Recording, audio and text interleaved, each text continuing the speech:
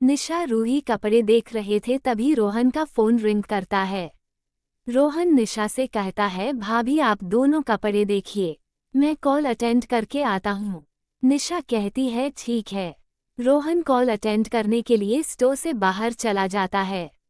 रोहन बात करके जब स्टोर में आता है तो देखता है कुछ लड़के निशा और रूही से बदतमीजी कर रहे थे। रोहन को बहुत तेज गुस्सा आता है और वह एक लड़क के मुंह पर पंच मार देता है। रोहन को देख निशा को थोड़ी राहत मिलती है। निशा एक मिडिल क्लास फैमिली से बिलोंग करती थी। उसकी सोसाइटी में अगर कोई लड़की के साथ बदतमीजी करता था तो सभी लड़की को ही गलत समझते थे।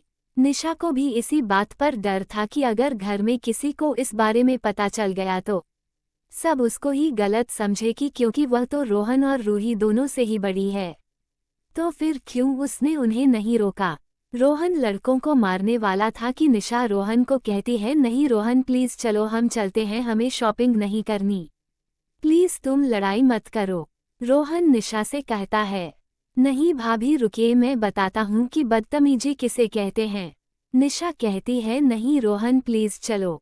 निशा खींचते हुए रोहन और रूही को लेकर जाने लगती है कि तभी एक लड़का अपने साथ वाले लड़के से कहता है, रोहित देख यार क्या मस्त माल है, इसकी कमर तो एकदम मक्खन की तरह है।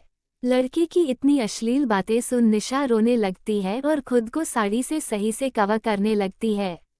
रोहन गुस्से में लड़के के पास आता है और सभी लड़कों को मारने लगता है। रोहन सभी को बहुत पीटता है, सभी लड़के अधमरे हो जाते हैं। तभी उनमें से एक लड़का अपना फ़ोन निकालकर किसी को फ़ोन करता है और कहता है, अंकल आप प्लीज़ जल्दी से एस शॉपिंग कॉम्प्लेक्स में आ जाए। तभी उधर से एक आदमी की आवाज़ आती है, रोहित क्या हुआ है, विक्की तो ठीक है ना। लड़का कहता है, अंकल प्लीज़ आप जल्दी से आ जाए, विक्की बिल्कुल ठीक नहीं है। तभी रोहन उसे लड़के के पास आता है, उसका फ़ोन छीनकर ज़मीन पर फेंक देता है, उसे लड़के को मारने लगता है। रोहन इतने गुस्से में सभी लड़कों को मार रहा था जैसे आज ही जान से मार देगा। रोहन को इतने गुस्से में देख निशा डर जाती है। स्टोर के सभी एम्प्लॉइज डर से एक साइड होकर खड़े थे। ये स्टोर माल का सबसे महंगा स्टोर था। इस स्टोर में ज़्यादातर वीआईपी क्लाइंट ही आते थे, इसलिए कोई भी एम्प्लॉय इस लड़ाई में नहीं बोल रहा था, क्योंकि सभी को डर था कहीं उनके इंटरफेयर करने से उनकी नौकरी ना चली जाए। तभी मॉल में बहुत सारे बॉडीगार्ड आते हैं और रोहन को पकड़ लेते हैं। बॉडीगार्ड विक्की और रोहित और उनके दोस्तों को देखते हैं तो जल्दी से उनके पास जाकर उनको उठने में मदद करते हैं। तभी एक आदमी पुलिस के साथ वहां पर आता है और कहता है, किसने की मेरे बेटे की ऐसी हालत। सभी उस आदमी को देख डर जाते हैं, क्योंकि सभी जानते थे ये यहाँ के मंत्री अखिलेश चौधरी थे। अखिलेश चौधरी अपने बेटे विक्की के पास जाते हैं। विक्की की एक आंख काली हो गई थी और मुंह से खून बह रहा था। विक्की के चेहरे पर भी कई जगह कट के निशान पड़े थे। अपने बेटे की इतनी बुरी हालत देख मंत्री जी को बहुत तेज गुस्सा आता है। मंत्री जी गुस्से में कहते हैं, किसने की मेरे बेटे की ऐसी हालत। तभी वहां का मैनेजर आता है और मंत्री जी की खींचापलूसी करते हुए कहता है, सर इसी लड़के ने विक्की सर को मारा है। मंत्री जी गुस्से में विक्की की तरफ बढ़ने लगते हैं। तभी वहां पर एसके लोगों वाले बहुत से बॉडीगार्ड आ जाते हैं और वह निशा, रूही और रोहन को कर लेते हैं। एस लोगों के बॉडीगार्ड को देख सभी डर से कांपने लगते हैं, क्योंकि सभी बहुत अच्छी तरह से जानते थे कि यह एस लोगों के बॉडीगार्ड सिर्फ एक ही इंसान के है और वह इस देश का सबसे अमीर और पावरफुल इंसान है। तभी वहां अर्जुन अपने सेक्रेटरी दीपक के साथ आता है। अर्जुन को देख मंत्री जी समझ जाते हैं कि इस बार उनके बेटे ने बहुत बड़ी गलती कर दी है। अब उन्हें अपने बेटे पर बहुत गुस्सा आ रहा था। अर्जुन अपने ऑफिस के केबिन में बैठा था कि तभी उसका फोन रिंग बजने लगता है। फोन अर्जुन के भरोसेमंद बॉडीगार्ड का था, जो उसने रोहन रूही के पीछे लगा रखा था। रोहन और रूही को नॉर्मल रहना ज्यादा पसंद था, इसलिए वह कहीं भी जाते थे तो बॉडीगार्ड नहीं लेकर जाते थे। पर अर्जुन को सेफ्टी की बहुत चिंता होती थी, क्योंकि अर्जुन के बहुत से दुश्मन थे जो अर्जुन से बदला लेने की फिरत में रहते थे। इसलिए वह बिना उनको पता चल ही हमेशा उनके पीछे बॉडीगार्ड रखता था। अर्जुन ने फोन उठाया तभी उधर से आवाज आई, सर रोहन सर का यहाँ पर मॉल में कुछ लड़कों के साथ झगड़ा हो गया है। जिन लड़कों के साथ सर का झगड़ा हुआ है वो मंत्री अखिलेश चौधरी के बेटे और उनके दोस्त हैं। तो आप प्लीज जल्दी से मॉल में आ जाइए। बॉडीगार्ड की बात सुन एक पल के लिए अर्जुन की आंखें गुस्से से लाल हो जाती है और वह जल्दी से केबिन से बाहर निकलने लगता है। अर्जुन को इतनी हड़बड़ी में जाता देख दीपक भी अर्जुन के पीछे चला जाता है। अर्जुन जब मॉल पहुंचता तो देखा है कि उसके सभी बॉडीगार्ड ने रोहन, रूही और निशा को कवर कर लिया थी। अर्जुन जल्दी से निशा और रूही के पास जाता है। अर्जुन को देख रूही अर्जुन को गले लगा लेती है और कहती है, भैया ये सभी लड़के हमारे साथ बदतमीजी कर रहे थे। इन्होंने भाभी पर बहुत गंदे कमेंट किए इसलिए रोहन ने इन सबको मार। रूही की बात सुनो अर्जुन की नज़र निशा पर जाती है जो डर और घबराहट से अपनी साड़ी को खुद से लपेटे हुए खड़ी थी। निशा की आंखों से आंसू बह रहे थे। निशा को रोता देख अर्जुन अपने हाथों की मुठिया काश लेता है। तभी वहां पर मंत्री जी और आते हैं और कहते हैं, सर प्लीज आप मेरे बेटे को माफ कर दीजिए। अर्जुन मंत्री जी को घूर कर देखता है और निशा, रूही और रोहन को लेकर मॉल से चला जाता है। मंत्री जी गुस्से में विक्की के पास आते हैं और उसे खींचकर एक थप्पड़ मारते हैं। अपने पिता के थप्पड़ मारने से विक्की अपने पिता से कहता है, आप मुझे क्यों मार रहे हैं? मंत्री जी कहते हैं, तुम्हें क्यों मार रहा हूँ? तुम्हें पता है वो कौन था? वो हमें छोड़ेगा नहीं। विक्की कहता है, कुछ नहीं करेगा वह, देखिए आपके सामने वो कुछ बोला भी नहीं। मंत्री जी कहते हैं, इसी बात का तो डर है, अगर वह यहाँ पर तुम्हें थप्पड़ मारकर चला जाता तो मुझे ज़्यादा खुशी होती, पर वह यहाँ से चुपचाप चला गया, इसका मतलब उसने हमें माफ़ नहीं किया। विक्की कहता है, पापा आप क्यों डर रहे हैं? वह हमारा भला क्या ही कर लेगा। विक्की की बात सुन मंत्री जी को बहुत तेज गुस्सा आता है। मंत्री जी कहते हैं, तुम्हें पता भी है वो कौन है? वो इस देश का सबसे अमीर आदमी है और वह चाहे ना तो हम जैसे को रातों रात गायब कर सकता है। बड़े बड़े माफिया भी उससे बात करने से डरते हैं। वो खुद में ही एक बहुत बड़ा माफिया है, लोगों का गिरोह होता है, उसका खुद का साम्राज्य है। अपने पिता की इस बात सुन विक्की को भी डर लगने लगता है। कार में अर्जुन निशा को देखा है जो खिड़की से बिल्कुल लगाकर बैठी थी। निशा की आंखों में से आंसू बह रहे थे। अर्जुन की आंखें गुस्से से लाल हो जाती हैं और वह निशा से कहता है, इधर आओ। अर्जुन की से इतनी सर्द आवाज सुन निशा डर से कांपने लगती है। निशा को अपने पास न आता देख अर्जुन निशा की कमर पकड़ खींच लेता है।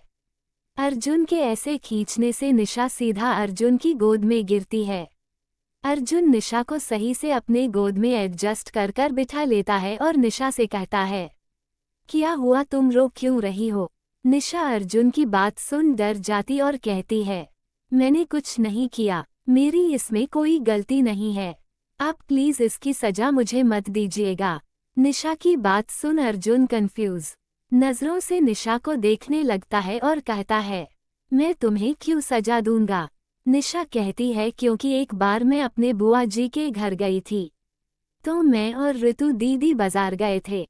तब बाजार में कुछ लड़कों ने ऋतु दीदी को बहुत बुरा भला कहा था। ऋतु दीदी रोते हुए घर आई थी। जब उन्होंने बुआ को सारी बात बताई तो बुआ जी ने ऋतु दीदी को बहुत मारा और उनका बाजार जाना हमेशा के लिए बंद कर दिया था। निशा की बात सुन अर्जुन को निशा की बुआ पर बहुत गुस्सा आता है, क्योंकि उन्होंने बिना किसी गलती की अपनी बेटी को भी मारा और निशा के दिल में भी डर भर दिया था। अर्जुन बहुत प्यार से निशा से कहता है, ऐसा कुछ नहीं है, इसमें तुम्हारी कोई गलती नहीं है और जिनकी गलती है उन्हें मैं सजा देकर रहूंगा। अर्जुन की बात सुन निशा अर्जुन के गले लग जाती है। ममता जी दादी से कहती है, मां मुझे लगता था कि अर्जुन कभी भी निशा को नहीं अपनाएगा, पर अच्छा हुआ कि उसने निशा को अपना लिया। दादी कहती है, बेटा तुम सही कह रही हो, निशा बहुत ही अच्छी और प्यारी बच्ची है, उसे शहनाज से तो बहुत अच्छी है जिससे तुम्हारे ससुर हमारे पोते की शादी करवाना चाहते थे। दादी जी यह सब कुछ मुंह बनाकर कह रही होती है। ममता जी दादी जी को मुंह बनाते देखा हंसने लगते हैं और कहते हैं, माँ आप भी ना। तभी मेंशन के बाहर बहुत सारी गाड़ियां रुकने की आवाज आती हैं। ममता जी कहती है, माँ ये गाड़ियां तो अर्जुन की है ना, अर्जुन और इतनी जल्दी आ गया। ममता जी अभी बोल ही रही थी कि उन्हें रोहन और रूही अंदर आते हुए दिखते हैं। दादी जी कहती हैं, बेटा आप दोनों यहाँ, निशा कहाँ गई? रूही कहती है, दादी वो भैया के साथ आ रही है। रोहित की बात सुन दादी कहती है, क्या अर्जुन भी तुम्हारे साथ शॉपिंग पर गया था और तुम सब इतनी जल्दी शॉपिंग करके कैसे आ गए? तभी दादी की नज़र दरवाजे पर आती निशा पर पड़ती है। निशा को अकेले आता देख दादी निशा से पूछता है, बेटा आपके साथ तो अर्जुन भी था ना, वह कहाँ गया? निशा कहती है, दादी ने कोई जरूरी काम था तो वह चले गए। निशा को इतना डरी सहमी देखा दादी को कुछ गलत होने की आशंका होती है। दादी कहती हैं, कुछ हुआ है क्या बेटा?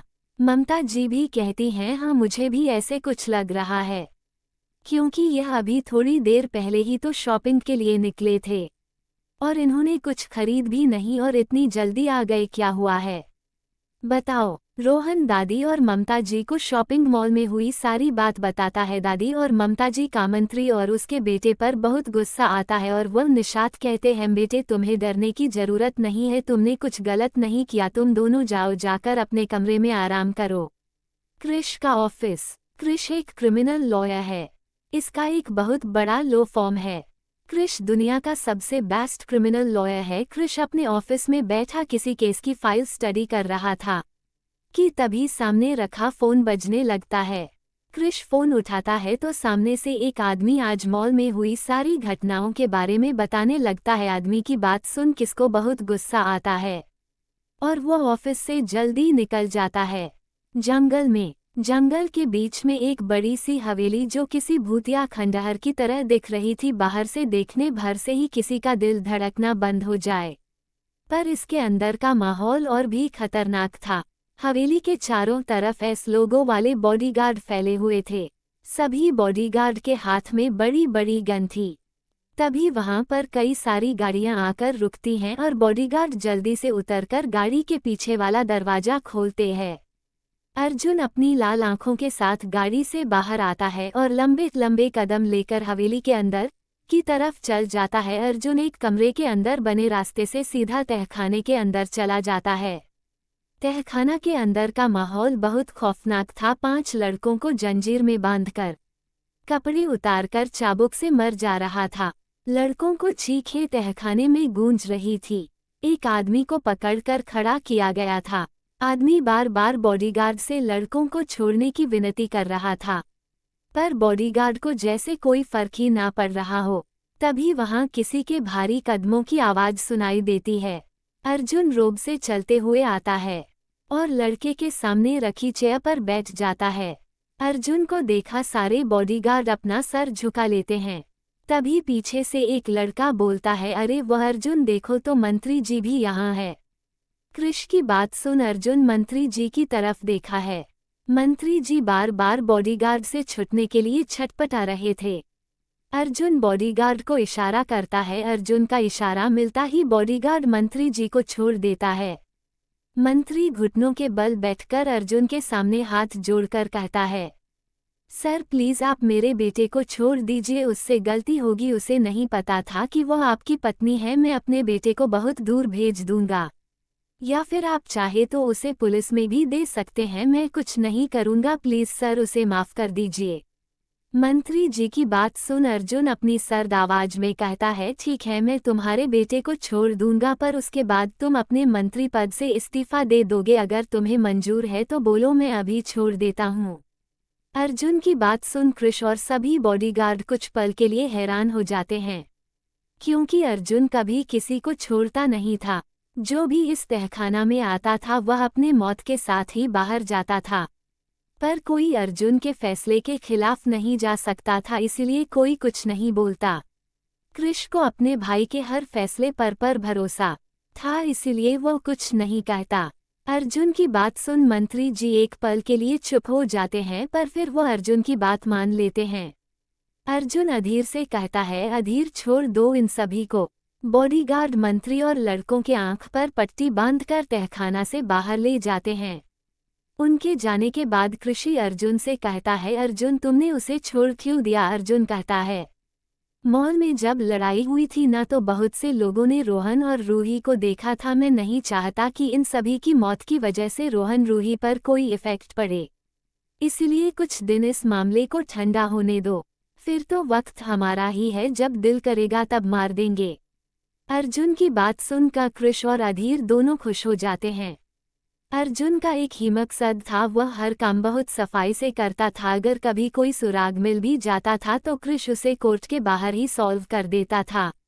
रूही को और ममता जी को इन सब बातों के बारे में नहीं पता था कि कृष और अर्जुन क्या करते हैं, इसलिए वह बिना किसी गलती के रूही और ममता जी के सामने हमेशा एक बिजनेसमैन की भूमिका निभाता थे। अर्जुन कृषि किसे कहते हैं? तो तुम घर चल रहे हो ना मेरे साथ? कृष कहता है, नहीं, जब मैं उसे लेकर आऊंगा तभी तुम्हारे साथ चलूंगा घर, नहीं तो दादाजी मेरे घर में नहीं घुसने देंगे। अर्जुन कहता है, तो पता चल गया कहाँ है वह? कृष कहता है, मेरी आज की फ्लाइट है तो मैं उसे लेने के लिए जा रहा हूँ।